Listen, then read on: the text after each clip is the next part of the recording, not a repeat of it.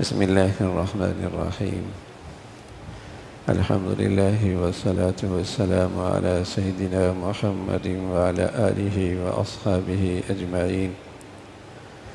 الحمد لله والصلاة والسلام على سيدنا محمد وعلى آله وأصحابه أجمعين. أما بعد فأعوذ بالله من الشيطان الرجيم. بسم الله الرحمن الرحيم.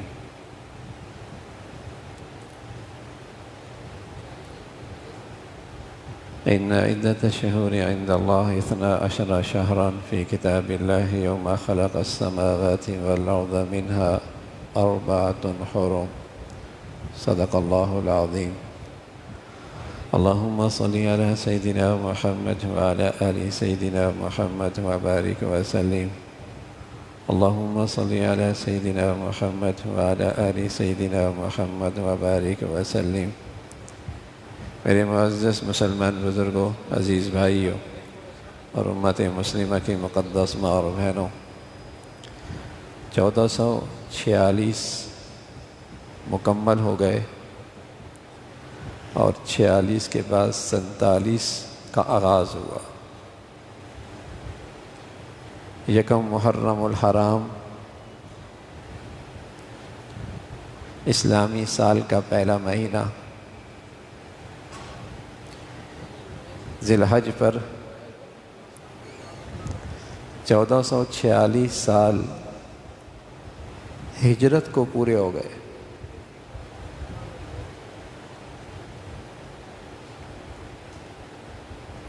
اللہ کے نبی صلی اللہ علیہ وسلم نے اور آپ کے پیارے جانثاروں نے ایمان کی خاطر، اسلام کی اشاعت کے لیے، اللہ کو راضی کرنے کے لیے جو گھر بار چھوڑا، اپنی کھیتی باڑی چھوڑی، اپنے بڑے کاروبار قربان کیے، اپنے رشتے ناتے انہیں چھوڑنا پڑا، اپنا وطن اس سے ہجرت کرنے پڑی، اس تاریخی واقعے کو 1446 سال ہو گئے۔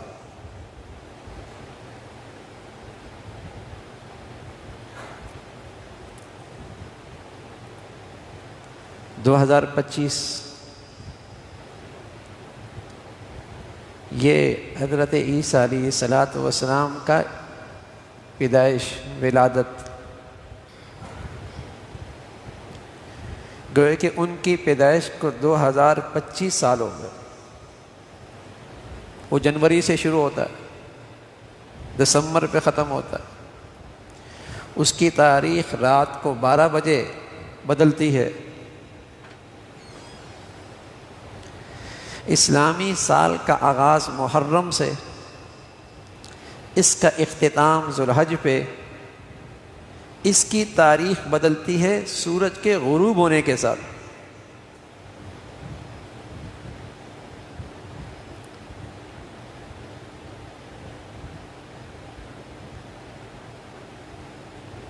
سورج کے غروب ہونے کے ساتھ بدلتی ہے۔ اور اس سال کے عنوان سے، ہجرت کا یہ عنوان، اسلامی سال کا عنوان ہجرت ہے، تو یہ ایک پیغام ہے، یہ ایک پیغام ہوتا ہے، اور اس پیغام کی تر و تازگی ہے، اس لیے کہ یہ تاریخ ہر معاملے میں لکھی جاتی ہے، ہر موقع پہ لکھی جاتی ہے، ہر تحریر میں تقریباً آ جاتی ہے، اور وہاں لکھا ہوتا ہے ہجری۔ تو اس پیغام کی تازگی ہوتی ہے کہ مسلمانوں میں اور مسلمانوں کی اولاد میں اور مسلمانوں کی نئی نسل میں ہمیشہ یہ پیغام تر و تازہ رہے کہ اسلام بڑی دولت ہے، ایمان بہت بڑا سرمایہ ہے، اس کی خاطر سب کچھ قربان ہو جائے تو سودا گھاٹے کا نہیں ہے، سودا نفع کا ہے۔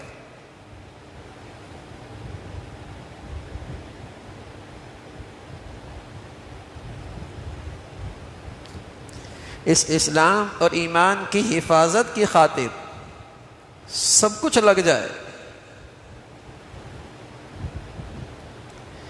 اور ہر چیز کی قربانی دینی پڑی دے دے، یہ کم عقلی نہیں، یہ روشن خیالی ہے، یہ نادانی نہیں، بڑی سمجھداری ہے، یہ ناکامی نہیں، حقیقت میں بڑی کامیابی ہے۔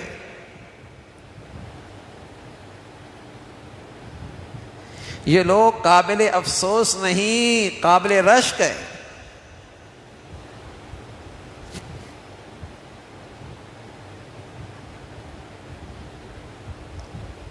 یہ پیغام ہے، نیا سال، عنوان ہجرت، ہر تحریر میں، ہر معاملے میں مسلمان اس کو لکھتے تھے۔ اب تو غیروں کی تہذیب نے ایسا غلبہ پا لیا کہ مسلمانوں کے بچوں کو یہ بھی نہیں پتہ ہوتا کہ اسلامی سال کا افتتاح کا اور انتہا کب، مہینے کون سے۔ تاریخ بدلتی کب ہے؟ آپ کسی بھی تعلیمی ادارے میں چلے جائیں، اسلامی سال کے نام بہت مشکل سے یاد ہوں گے۔ رمضان پتہ ہوگا، ربیع الاول کا پتہ ہوگا، اور محرم اس لیے یاد ہوگا کہ حالات خراب ہوتے ہیں، سڑکیں بند ہو جاتی ہیں، روڈ بند ہو جاتے ہیں، دکانیں بند ہو جاتی ہیں، کاروبار بند ہو جاتا ہے، ہر چیز بند ہونے لگتی ہے، سب کو پتہ لگا محرم آ گیا۔ لیکن عنوان کیا ہے، پیغام کیا ہے؟ محرم الحرام، یہ حرمت والا مہینہ، منہا اربعۃ حرم، 3 مہینوں میں خاص شان ہے، ان کی خاص فضیلت ہے، ذی-قعدہ، ذی الحج، محرم اور رجب، منہا اربعۃ حرم۔ زمانہ جاہلیت کے اندر بھی ان مہینوں کی حرمت کا لحاظ تھا اور جنگیں رک جایا کرتی تھی، تلواریں نیاموں میں واپس چلی جایا کرتی تھی، ہتھیار رکھ دیے جاتے تھے۔ حرمت والا مہینہ آ گیا۔ اسی مہینے کی حرمت کا تذکرہ پیارے رسول صلی اللہ علیہ وسلم نے فرمایا۔ آپ کی زندگی میں بھی اس محرم کی فضیلت، خصوصیت آپ نے بتائی، اور یہ خصوصیت اور فضیلت حضرت عمر کی شہادت کی وجہ سے نہیں، وہ تو بعد میں ہوئی۔ یہ فضیلت اور خصوصیت کربلا اور حضرت حسین اور اہل بیت کی شہادت کی وجہ سے نہیں، وہ تو ہجرت کے 60 سال کے بعد ہوا۔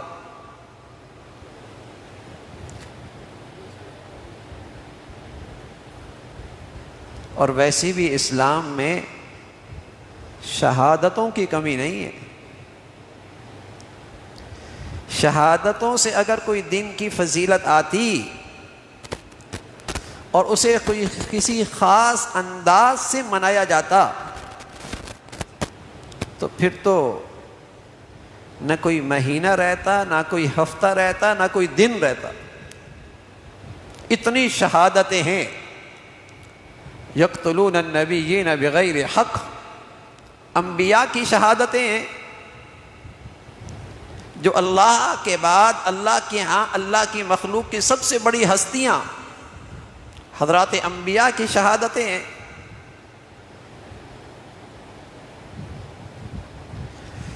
اور پھر حضور علیہ الصلوۃ والسلام کے آنے کے بعد جہاد کا آغاز ہوا تو شہادتیں ہی شہادتیں ہیں۔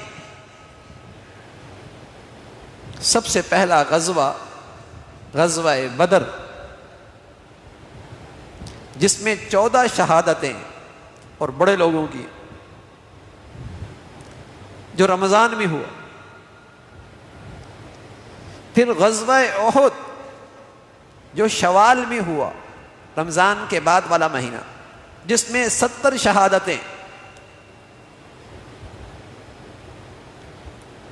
اور اس میں اتنی ایک عظیم شہادت ہے، اور وہ اسلام کے دور کا اتنا بڑا سانحہ ہے۔ وہ حضور علیہ الصلوۃ والسلام کے سکے چچا حضرت حمزہ کی شہادت ہے، جنہیں سید الشہداء، تمام شہیدوں کے سردار کا لقب ملا۔ اور اتنا دردناک سانحہ تھا کہ آپ کا پیٹ چاک کیا گیا، کلیجہ نکالا گیا، اسے چبایا گیا، ناک کان کاٹے گئے، آپ کی چہرے کی پہچان ختم ہو گئی، آپ کو اس سے اتنی تکلیف ہوئی۔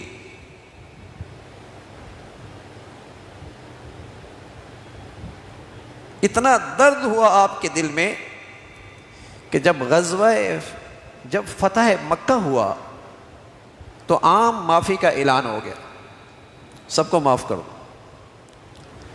لیکن 8 مرد اور 4 عورتیں، فرمایا جہاں ملے ان کا خون جائز ہے، انہیں قتل کر دو۔ 8 مرد 4 عورتیں، جہاں ملے انہیں قتل کر دو۔ ان میں ایک شخص تھا ابن بطل، یہ مسلمان ہوا اور پھر مرتد ہو گیا، پیارے نبی کی شان میں گستاخی کرتا تھا، اشعار پڑھا کرتا تھا۔ تو یہ بیت اللہ کا پردہ پکڑ کے کھڑا تھا، کسی نے آپ کو بتایا کہ وہ بیت اللہ کے پاس ہے، بیت اللہ کا کپڑا پکڑی ہوئی ہے، آپ نے فرمایا اس کو قتل کر دو۔ نہ اسے بیت اللہ کا پڑوس بچا سکا، نہ بیت اللہ کے ساتھ چمٹنا اسے بچا سکا، فرمایا قتل کر دو۔ انہی میں ایک شخص تھے وحشی، ان کا بھی خون حلال تھا، جہاں ملے قتل کر دو۔ وہ فتح مکہ کے بعد طائف چلے گئے اور انہیں پتہ لگا کہ حضور علیہ الصلوۃ والسلام کی خدمت میں کوئی سفیر بن کے آئے، کسی قوم کا قاصد بن کے آئے تو بین الاقوامی قانون کی رعایت ہوتی ہے کہ اسے قتل نہیں کیا جاتا۔ وہ کسی قوم کے قاصد بن کے آئے اور آپ کے سامنے کلمہ پڑھ لیا۔ آپ علیہ الصلوۃ والسلام نے فرمایا تم واشی ہو؟ کہا میں واشی ہوں۔ میرے چچا کو تم نے قتل کیا ہے، تم نے انہیں قتل کیا۔ تو واشی فرمانے لگے جیسے آپ نے سنا، جیسے آپ نے سنا، بات ایسی ہی ہے۔ آپ علیہ الصلوۃ والسلام نے فرمایا تمہارا ایمان قبول ہے، تمہارا ایمان قبول ہے، لیکن میری آنکھوں کے سامنے نہ آنا۔ اگر تم سے ہو سکے اور تمہیں اس کی قدرت ہو تو اپنا چہرہ مجھے نہ دکھانا، کہ تمہارا چہرہ دیکھنے سے مجھے اپنے چچے کی حالت یاد آ جائے گی،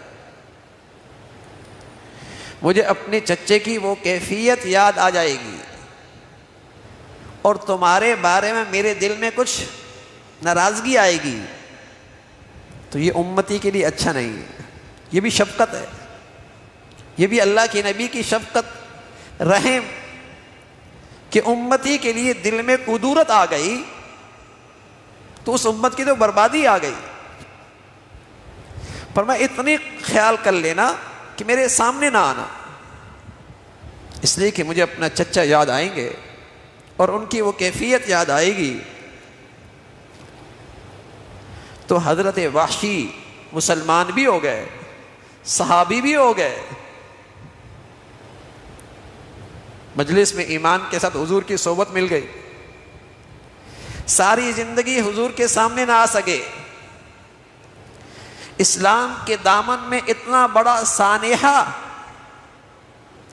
اتنا تکلیف دہ واقعہ، لیکن اسلامی تاریخ میں کہیں نہیں ملتا کہ جب غزوہ بدر کا دن آیا تو 14 شہداء پر کچھ مسلمانوں نے کچھ خاص کیا ہو،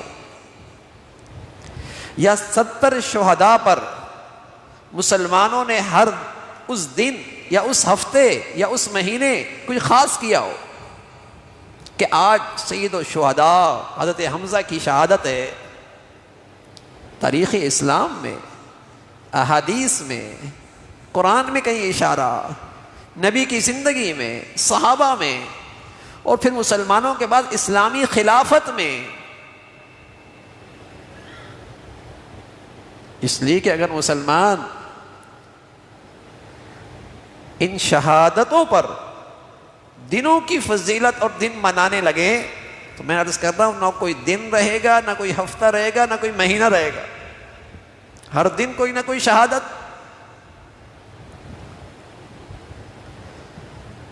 غزوہ بدر کے 14 شہداء، احد کے 70 شہداء، اور ان میں سید الشہداء حضرت حمزہ، اور پھر حضرت عمر کی شہادت، حضرت عثمان کی شہادت، اور محدثین نے لکھا حضرت صدیق کی بھی شہادت ہے۔ اگرچہ آپ گھر میں وفات پائے، آپ کی سری شہادت تھی، آپ کو وہ جو یہودیوں نے، وہ جو آپ غار ثور میں جو آپ تھے اور سانپ نے آپ کو ڈسا تھا، اس سانپ کا اثر ہوا اور آپ انتقال فرما گئے۔ لیکن حضرت عمر کی شہادت تو واضح، حضرت عثمان کی شہادت بھی واضح،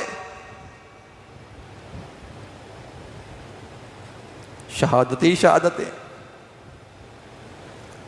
خیبر، حنین، خندق، بڑے بڑے مارکے،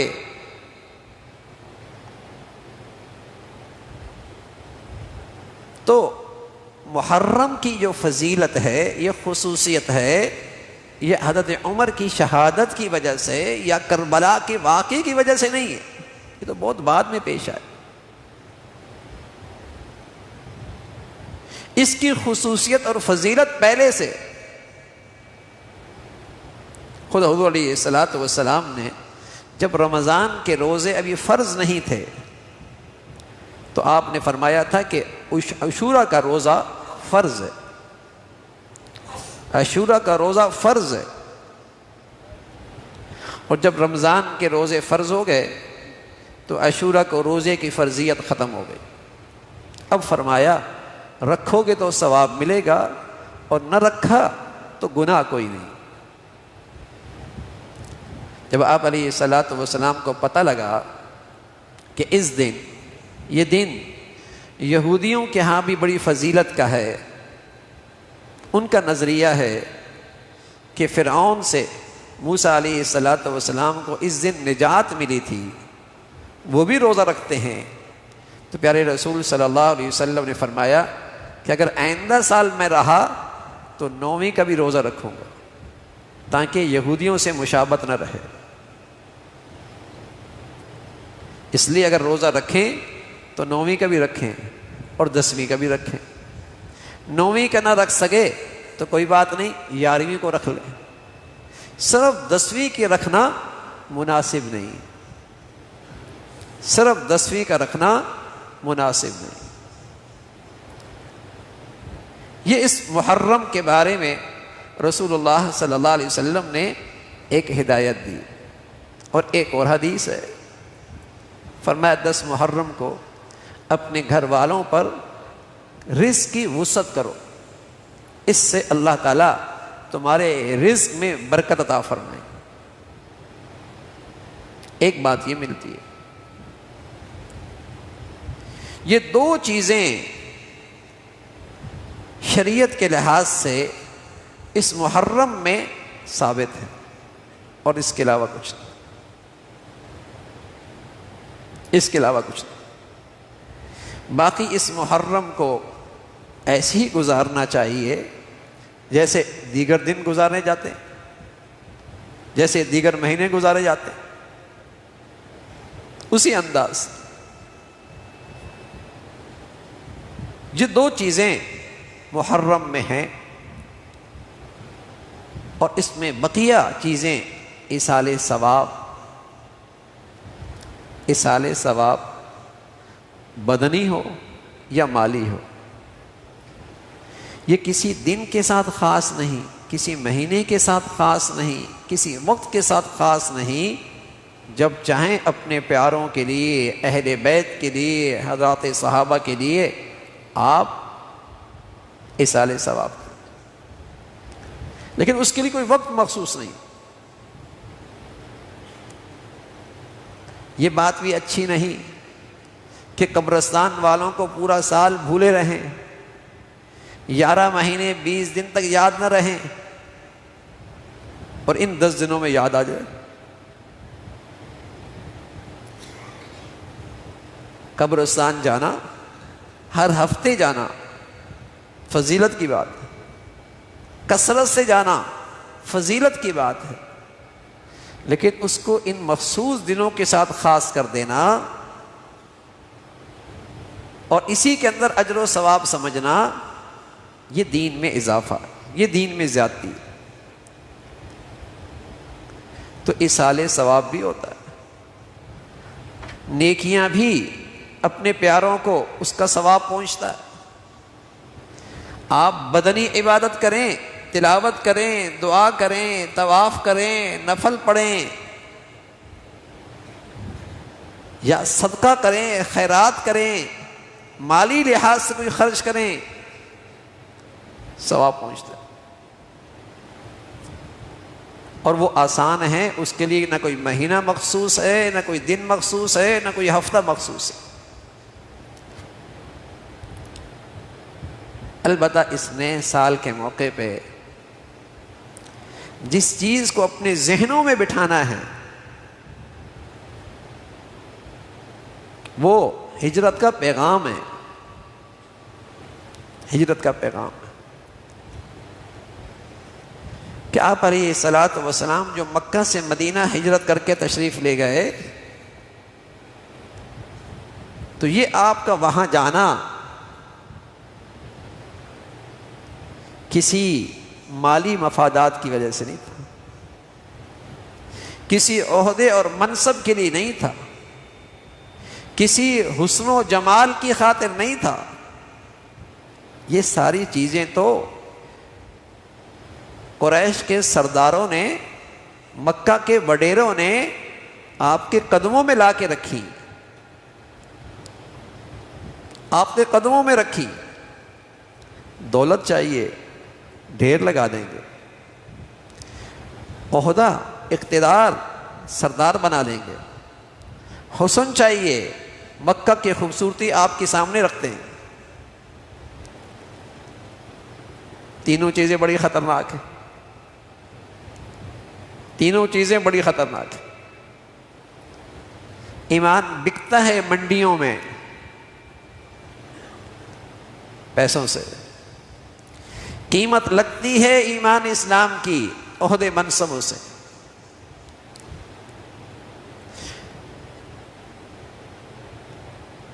حسن و جمال ایمان اس سے چھینا جاتا ہے، ہمیشہ سے رہا ہے۔ تینوں چیزوں میں بڑی کشش ہے، لیکن اللہ تعالی ہمیں ایمان کی قدر و قیمت نصیب فرما دے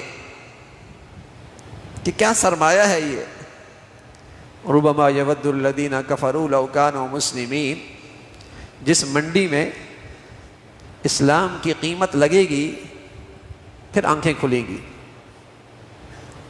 جس مارکیٹ میں اسلام کی قیمت لگے گی پھر دنیا کی آنکھیں کھلیں گی اور کہیں گے ہائے کاش کہ ہم مسلمان ہوتے۔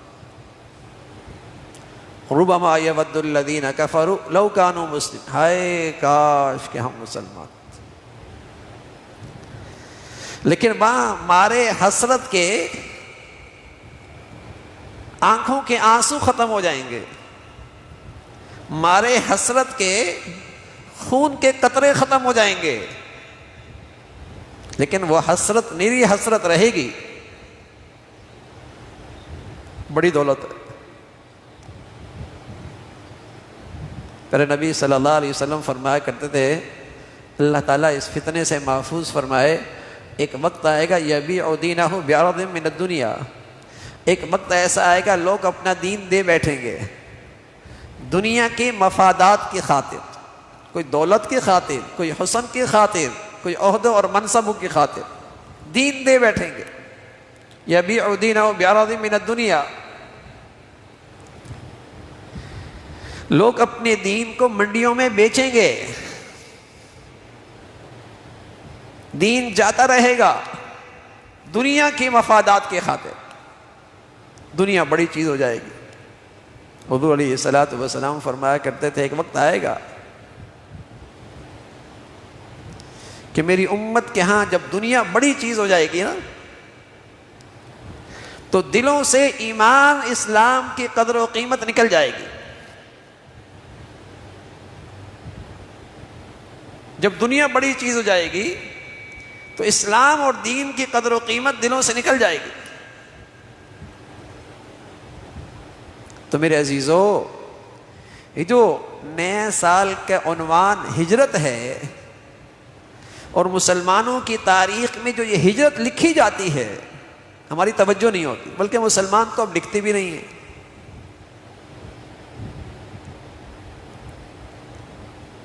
یاد ہی نہیں رہتا، کم از کم نئے سال کے آغاز میں یہ سبق یاد ہو جائے کہ ہجرت ہمیں کیا عنوان سبق دے رہا ہے۔ ورنہ اسلام کے دامن میں تو بڑے تاریخی واقعات ہیں۔ حضور علیہ الصلوۃ والسلام کی ولادت بھی ہے، تو سال کے آغاز کی بنیاد آپ کی ولادت کو نہیں بنایا گیا۔ قرآن کا نزول بہت غیر معمولی معجزہ جو آج تک معجزہ ہے، اس کو بنیاد نہیں بنایا گیا۔ معراج کا واقعہ کہ لمحوں میں آپ مکہ سے بیت المقدس اور پھر آسمانوں کی سیر اور جنت دیکھ کے آنا، بڑا تاریخی واقعہ، اسی بھی بنیاد نہیں بنایا گیا۔ فتح مکہ اسلامی تاریخ کا شاندار کارنامہ، شاندار تاریخ، اس کو بھی بنیاد نہیں بنایا گیا۔ غزوہ بدر، مٹھی بھر مسلمان اپنی ایمان کی طاقت پر کفر کی بڑی طاقت کو شکست دے رہے، اور اس دن کو یوم الفرقان، یہ فرقان کا دن ہے جس میں حق اور باطل بالکل واضح ہو گئے، اس کو بھی بنیاد نہیں بنایا۔ بنیاد بنایا اسلامی سال کے لیے ہجرت کو، اس لیے کہ ہجرت یہ اسلام کی حفاظت اور اشاعت اور اسلام کے غلبے کی بنیاد بنی۔ ہجرت ہوئی تو مدینہ کی ریاست بنی نا، ہجرت ہوئی تو دعوت کو آزادی ملی نا، ہجرت ملی تو جہاد سے کفر کی طاقت ٹوٹی نا۔ ہجرت اسلام کے غلبے کی، اسلام کی اشاعت کی بنیاد بنی کہ ایسی فضا اسلام کو ملی جہاں دعوت میں آزادی تھی، جہاں سے اٹھنے والے لشکر، اس نے کفر کی طاقت کو، غرور کو توڑا، مٹایا، جہاد۔ اور مدینہ کی ریاست میں جب اسلام قومی سطح پہ اس کے احکامات نافذ ہوئے تو اس کا حسن نمایاں ہوا۔ اسلام جب قومی سطح پہ نافذ ہوا تو اسلام کا حسن اور اس کی خوبصورتی نمایاں ہوئی، تو ہجرت عنوان بنا اسلام کے غلبے کا۔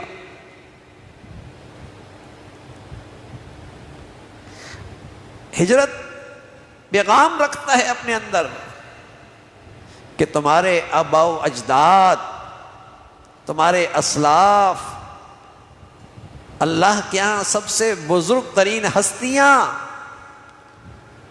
انہوں نے اسلام کو کتنی عظمت عطا کی کہ اپنا سب کچھ اس کی خاطر قربان کر دیا.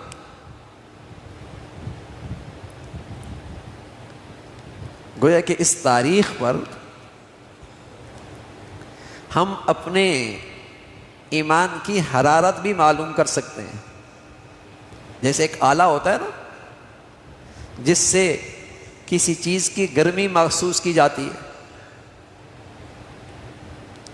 تو ہجرت یہ مقیاس الحرارہ ہے کہ مسلمان اپنی ایمان کی حرارت محسوس کر سکتا ہے کہ آیا آج بھی تم اللہ کی خاطر یہ سب کچھ قربان کرنے کے لیے جذبہ رکھتے ہو؟ کیا تمہارا ایمان تمہیں اس پہ کھڑا کرتا ہے؟ آیا اسلام کی قدر و منزلت تمہارے دلوں میں ہے؟ تم اس کی خاطر سب کچھ قربان کر دو. آدمی اپنا محاسبہ کر سکتا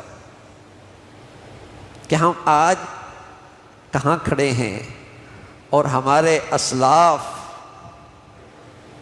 اور ہمارے یہ بزرگ ایمان کی کس سطح پہ کھڑے تھے، کتنا فرق ہے. معاش کی خاطر وطن چھوڑنا، خاندان چھوڑنا، اپنوں کو چھوڑنا، ایمان اور دین کے ماحول کو قربان کرنا، یہ تو سمجھ میں آتا ہے معاش کی خاطر. لیکن ایمان کی خاطر کفر کے ماحول کو چھوڑنا، بے دینی کے ماحول کو چھوڑنا، جہاں آئندہ نسل کی ایمان خطرے میں، جہاں آئندہ نسل کا ایمان غیر محفوظ، اس کی خاطر چھوڑ دینا، اس کی مثالیں بہت کم ہیں. اس کی مثالیں بہت کم. ایسی مثالیں تو مسلمانوں میں بے شمار ہیں کہ معاش کی خاطر ایمان کا ماحول چھوڑا اور ان کی اولادیں مسلمان نہیں رہیں. ان کے اولادیں مسلمان نہیں رہیں، یا ان کے پوتے پڑ پوتے مسلمان نہیں رہے. ایسی تو ہزاروں مثالیں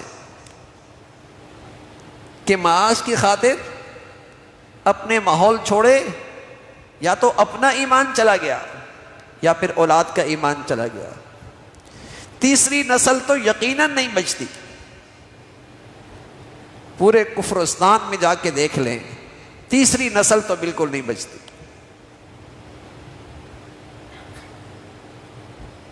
کہاں وہ ایمان کی خاطر سب کچھ قربان کر رہے تھے، اور کہاں ہماری سطح ایمان کے لحاظ سے اتنی گری کہ معاش کی خاطر ایمان اور دین سب کو چھوڑ دیتے.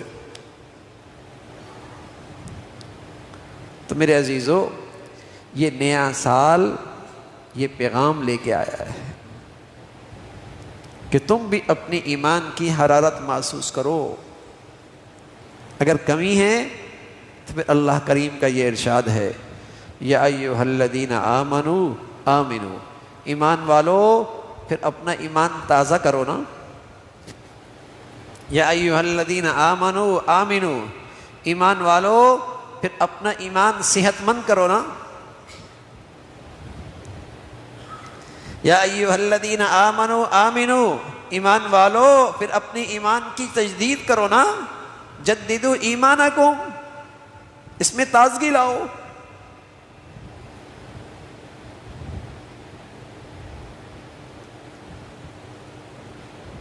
جو ایمان مجھے فجر پہ نہ کھڑا کرے، لقمہ حلال پہ آمادہ نہ کرے، جو میری آنکھوں اور دل پہ پہرا نہ دے، جو میرے قدموں میں گناہوں کی طرف جانے سے رکاوٹ نہ بنے، بتائیے پھر وہ ایمان مجھے نجات کیسے دے گا؟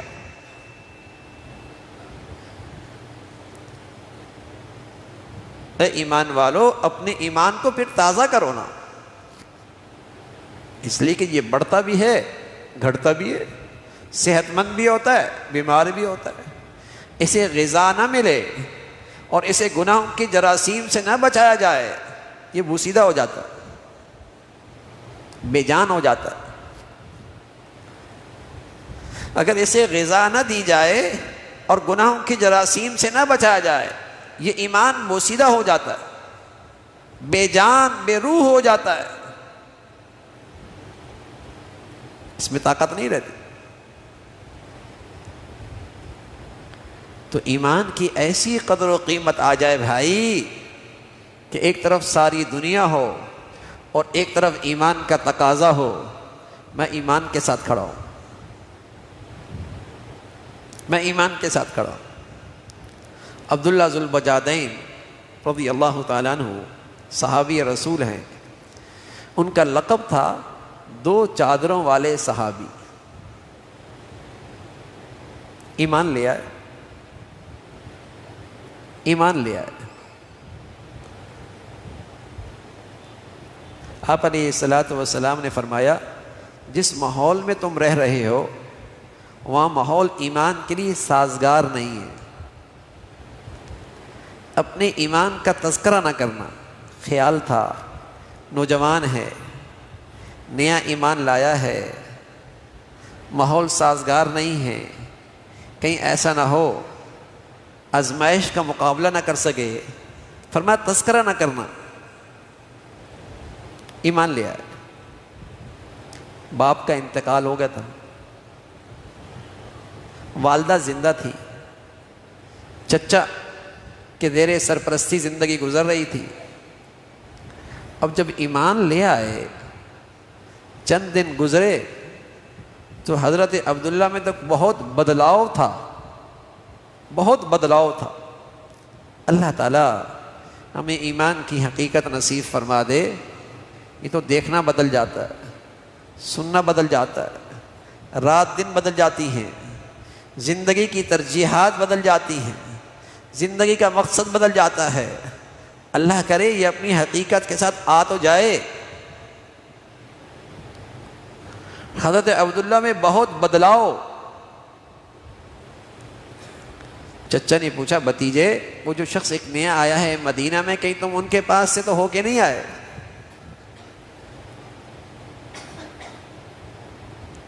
ایمان ہو اور جھوٹ ہو کوئی جوڑ نہیں ہے۔ پیارے نبی فرمایا کرتے تھے مسلمان اپنی فطرتی کمزوری کی وجہ سے بخیل ہو سکتا ہے، مال سے محبت، فطرتی کمزوری کی وجہ سے بزدل ہو سکتا ہے، مسلمان جھوٹا نہیں ہو سکتا، مسلمان جھوٹا نہیں ہو سکتا۔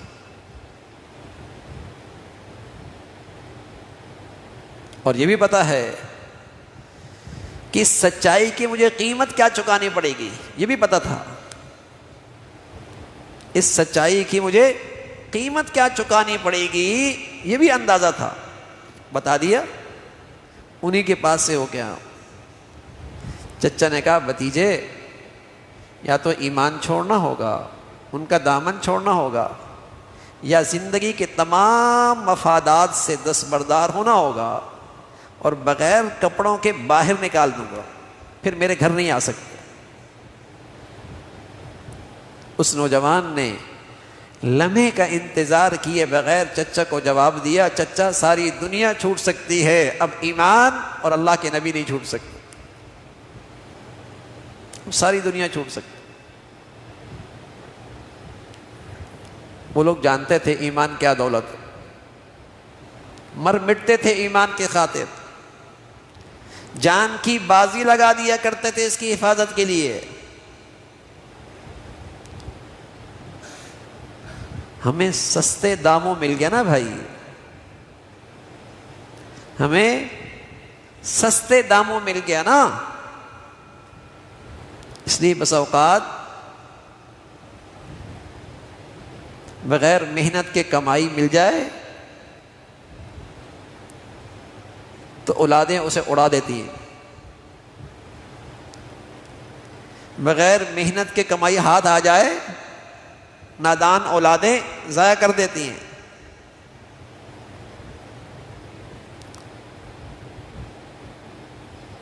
سستے داموں ہاتھ آ گیا نا، ان سے پوچھیے کہ چچا ساری دنیا چھوٹ سکتی ہے، ایمان نہیں، چچا نے وہ کیا جو کہا، بن لباس کر کے گھر سے باہر دھکا دے دیا۔ ماں آخر مامتا تھی، دوسری طرف سے آئی اور اپنی اوڑھنی اس نوجوان کو دی۔ اس نے اس کے دو ٹکڑے کیے، ایک کندھے پہ ڈالا، ایک سے سطر ڈھانپی۔ اس حال میں حضور علیہ الصلوۃ والسلام کی خدمت میں حاضر ہوئی ہے۔ آپ علیہ الصلوۃ والسلام انہیں دیکھ کر مسکرانے لگے۔ حضرات صحابہ رضوان اللہ علیہم اجمعین فرمانے لگے مجلس کی شان یہ تھی، ایسا لگا جیسے 14ویں کا چاند چمک رہا ہے۔ حضور کی مسکراہٹ سے ایسا لگا جیسے 14ویں کا چاند چمک رہا ہے۔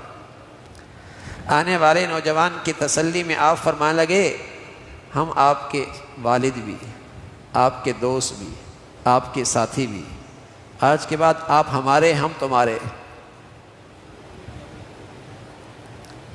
سفر حضر میں آپ انہیں ساتھ رکھتے۔ ایک سفر میں ان کی طبیعت خراب ہوئی، آپ نے ان کا سر اپنے دامن میں رکھ دیا۔ اللہ کی شان، اسی گود میں اس نوجوان کی روح پرواز کر گئے۔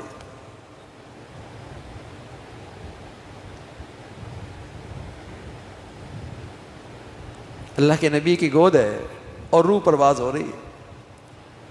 آپ علیہ الصلوۃ والسلام نے فرمایا ہم سب سے زیادہ ان کے قریبی ہیں، غسل بھی ہم دیں گے، کفن بھی ہم پہنائیں گے۔ اور پھر آپ علیہ الصلوۃ والسلام نے اپنے ہاتھوں میں انہیں لیا اور قبر میں رکھنے لگے۔ ایک روایت میں حضرت عبداللہ ابن مسعود اور ایک میں حضرت عمر رضی اللہ تعالیٰ عنہ، فرمایا کسی جانے والے پہ اتنا رشک نہیں آیا جتنا اس نوجوان کے جانے پہ رشک آیا۔ آج ہمارے دل کی آرزو تھی کہ حضور کے ہاتھوں میں آج ہم ہوتے، حضور کے ہاتھوں میں ہم ہوتے۔ من ترک شیئا للہ عوضہ اللہ خیرا منہ۔ میرے عزیزو، ایمان اور اللہ کی خاطر کچھ قربان کرنا سیکھو، اللہ تمہیں اس سے بہتر دولت عطا فرمائے۔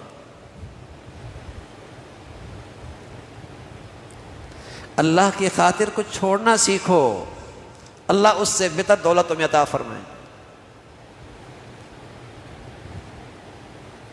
اللہ کی خاطر کچھ قربان کرنا سیکھو، اللہ اس سے بہتر دولت دے دیں گے۔ اللہ کے خزانوں میں کمی نہیں۔ من کان للہ کان اللہ لہ، جو اللہ کا ہو جاتا ہے اللہ بھی پھر اس کے ہو جایا کرتے۔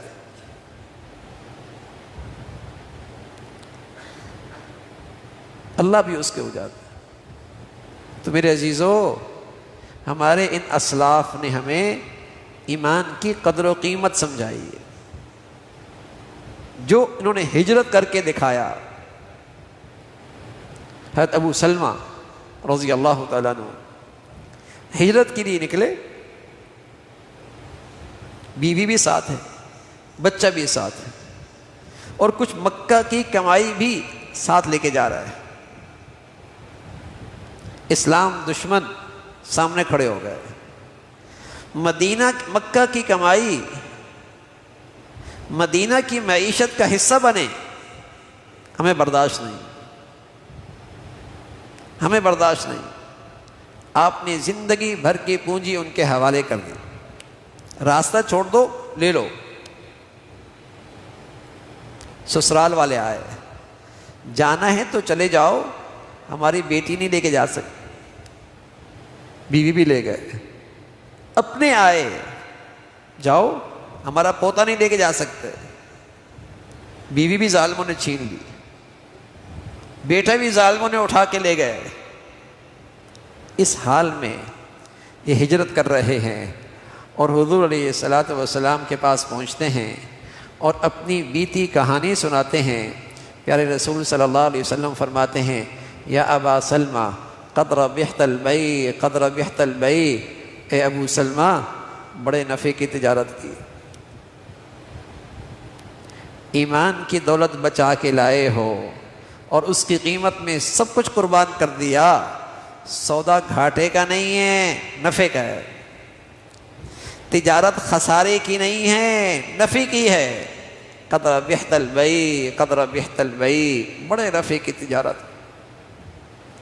تو میرے عزیزو، ہجرت کا یہ پیغام کہ ایمان کی قدر و قیمت آج تمہارے دلوں میں کیا ہے؟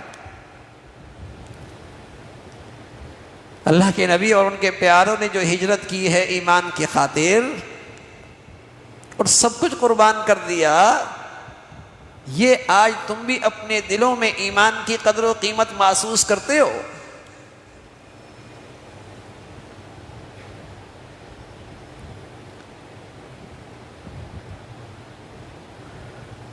اگر تم نے ایمان اور اسلام کو یہ قیمت دے دی، یہ اسلام اور ایمان تمہیں قیمتی بنا دے گا۔ اور اگر تم نے یہ ایمان اور اسلام کو یہ عزت دے دی تو اللہ تمہیں دنیا میں معزز بنا دے گا۔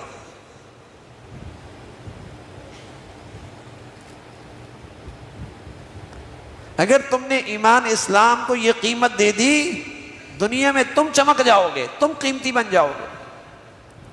اور اللہ کے حکموں کو، اللہ کے دین کو اگر تم نے عزت دی، زمانے میں اللہ تمہیں معزز بنا دیں گے۔ رسول اللہ صلی اللہ علیہ وسلم فرمایا کرتے تھے، میں یعز امر اللہ یعزک اللہ، تم نے اللہ کے حکم کو عزت دی، اللہ تمہیں معزز بنا دیں گے۔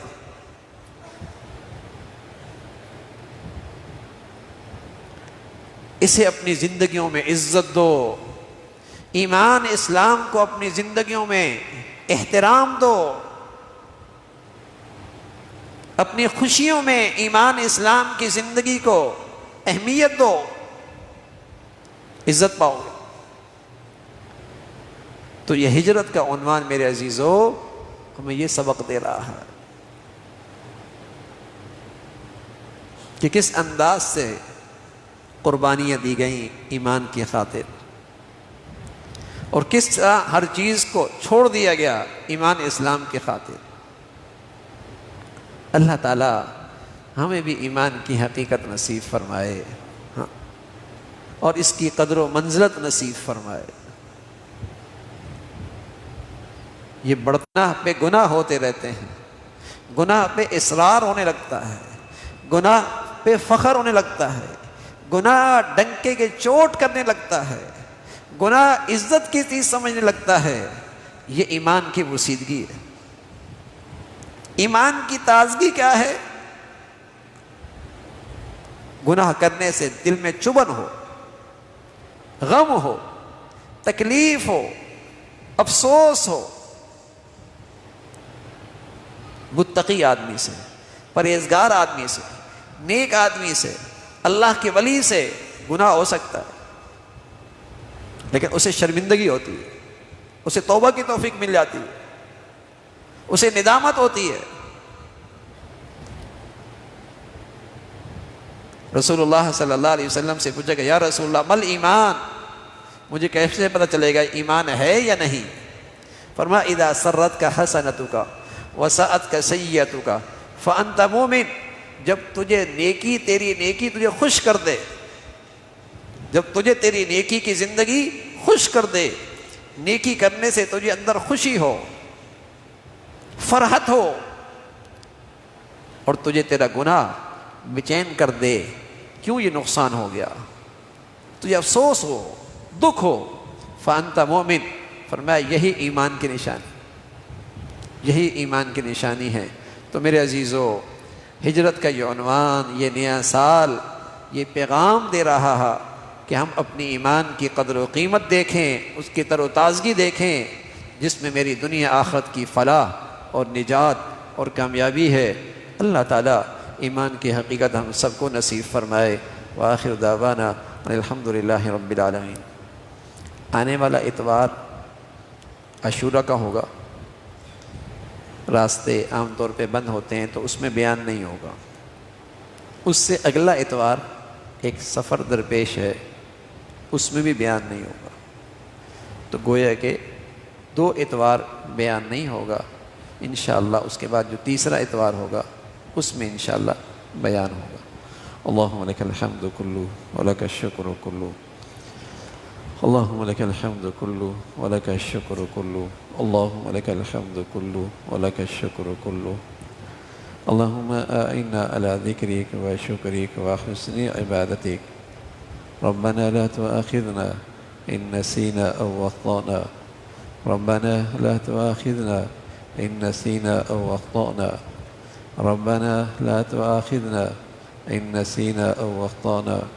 ربنا اغفر لنا ولإخواننا الذين سبقونا بالإيمان ولا تجعل في قلوبنا غلا للذين آمنوا ربنا إنك رؤوف رحيم.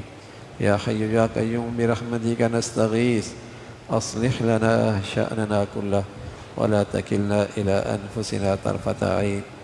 يا حي يا قيوم برحمتك نستغيث أصلح لنا شأننا كله ولا تكلنا إلى أنفسنا طرفة عين. يا حي يا قيوم برحمتك نستغيث لا حول ولا قوة إلا بالله.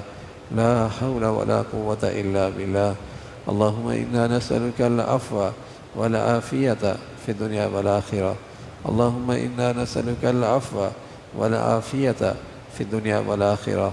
اللهم إنا نعوذ بك من زوال نعمتك وتحول عافيتك وفجاء نقمتك وجميع سخطك. اللهم بارك لنا في الموت وفيما بعد الموت. اللهم بارك لنا في الموت وفيما بعد الموت یا ذا الجلال والإکرام یا ارحم الراحمین. جو کچھ کہا سنا عمل کی توفیق نصیب فرما. ایمان والی عافیت والی صحت والی زندگی عطا فرما یا ارحم الراحمین. اپنے پسند کا جینا نصیب فرما.